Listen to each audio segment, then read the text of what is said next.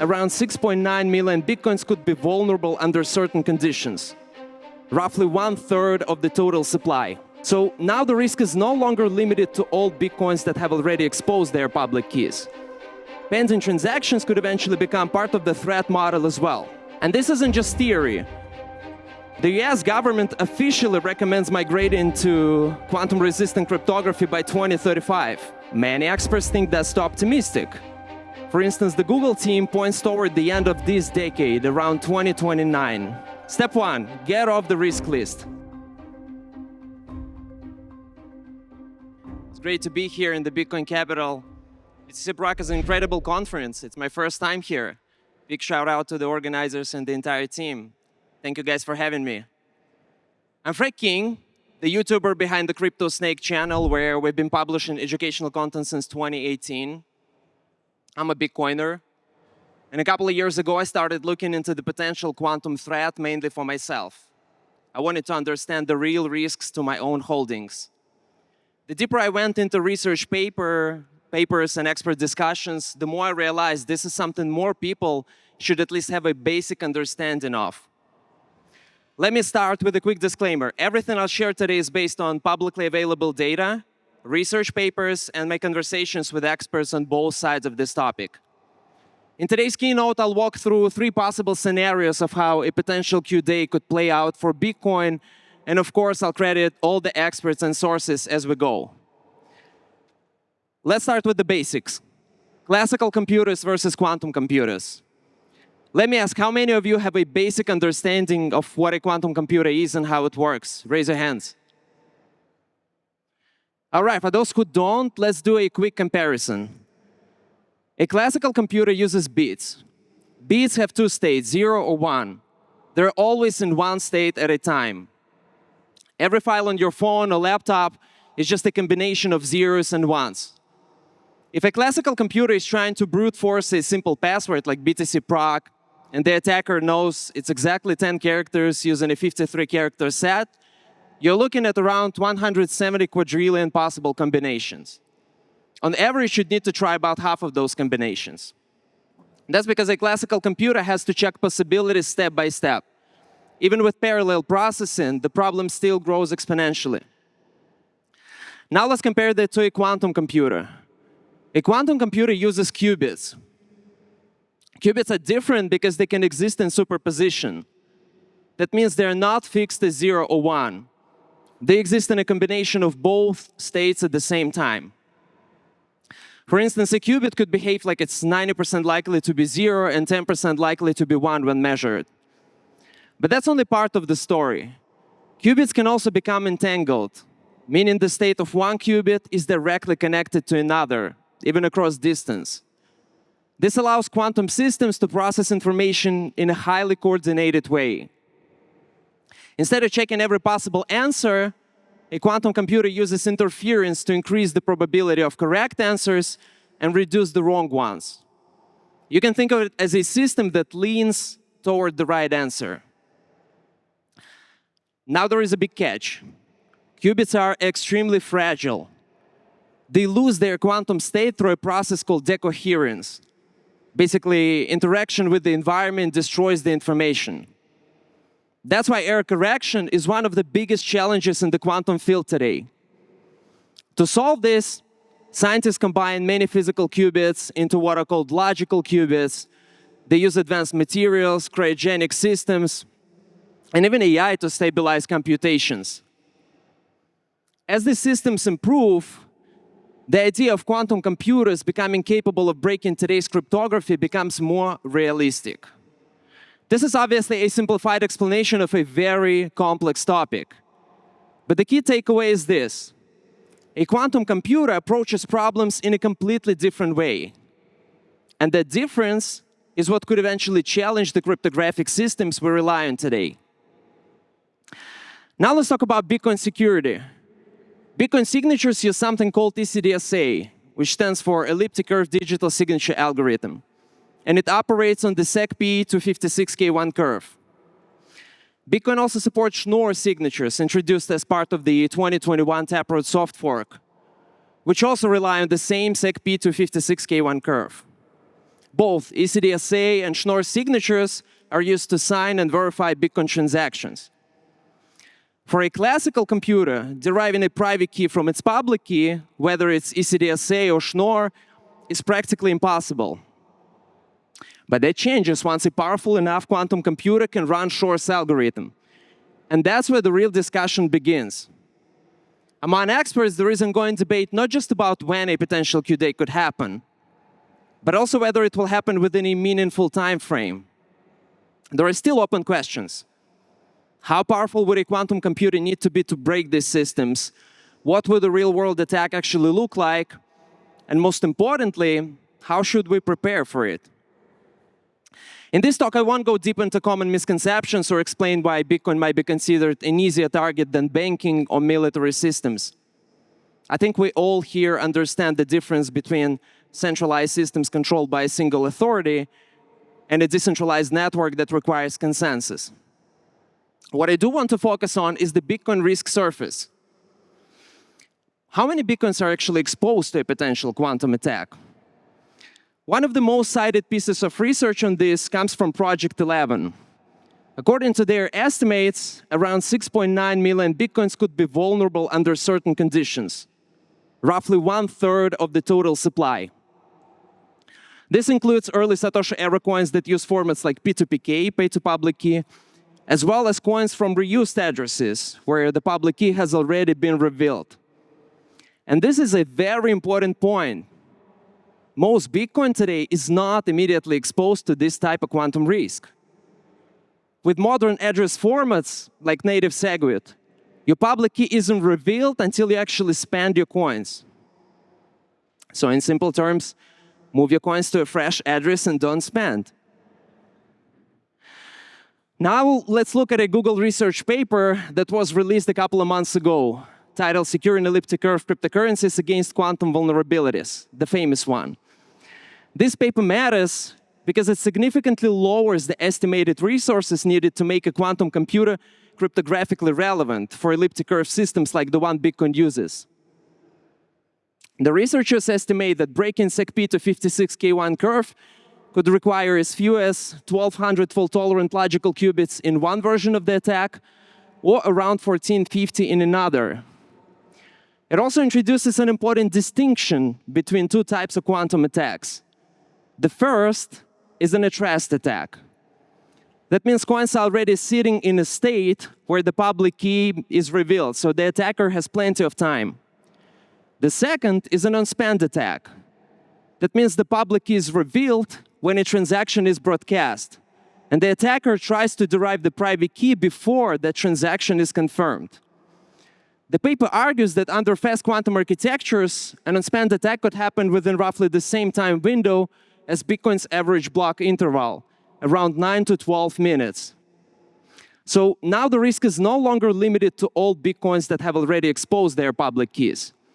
Pending transactions could eventually become part of the threat model as well. Now let's look at another important piece of research that adds a different perspective. This one comes from Caltech and a quantum startup called Oratomic, and it was published in March 2026. It focuses on a different type of quantum architecture called neutral atom quantum computing. Instead of using superconducting circuits like Google, this approach uses individual atoms controlled with lasers to act as qubits.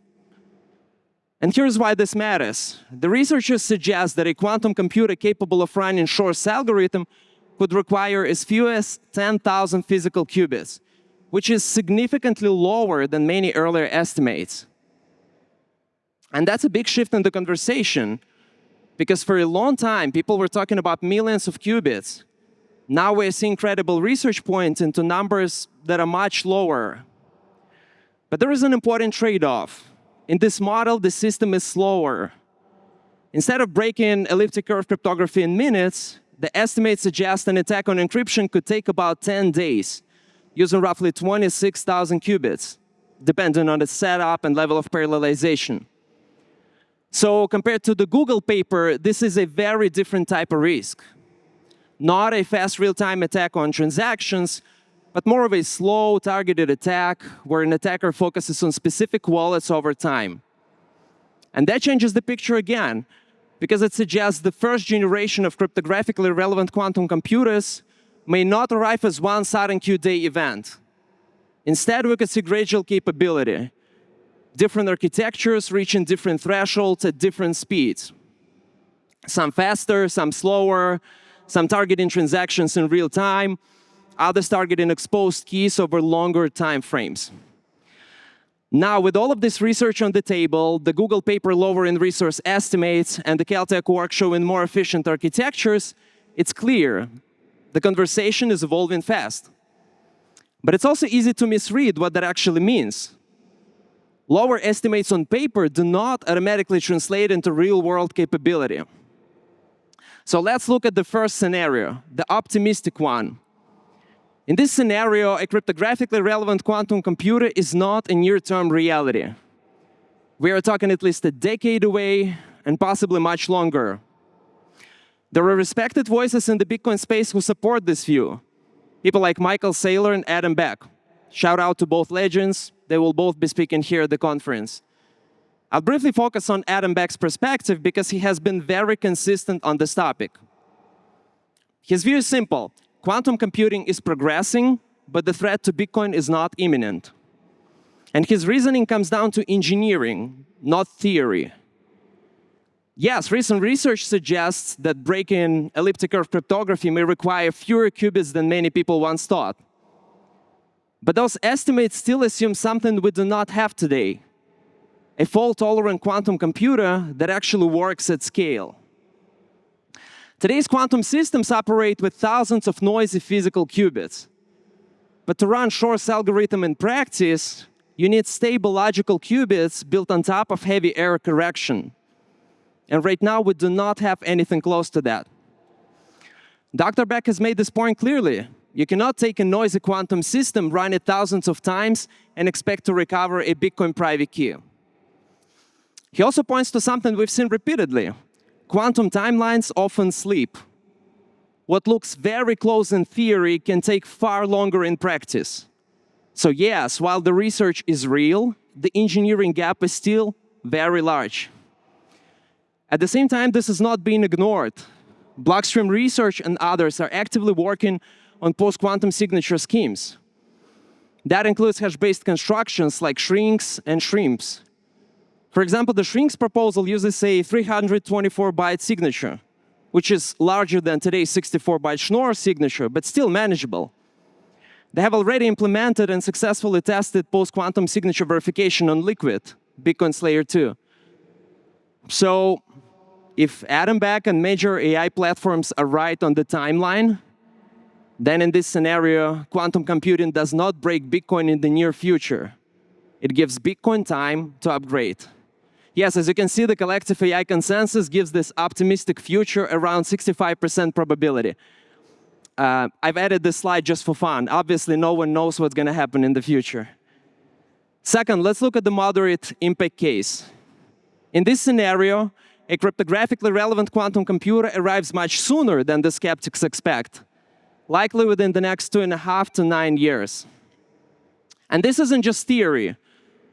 The US government officially recommends migrating to quantum-resistant cryptography by 2035. Many experts think that's too optimistic. For instance, the Google team points toward the end of this decade, around 2029. And Google's timeline is also backed by Pierre-Luc Delaire-Demers, a PhD in quantum physics. I reached out to Pierre-Luc to get a reality check on scaling, and his answer was direct.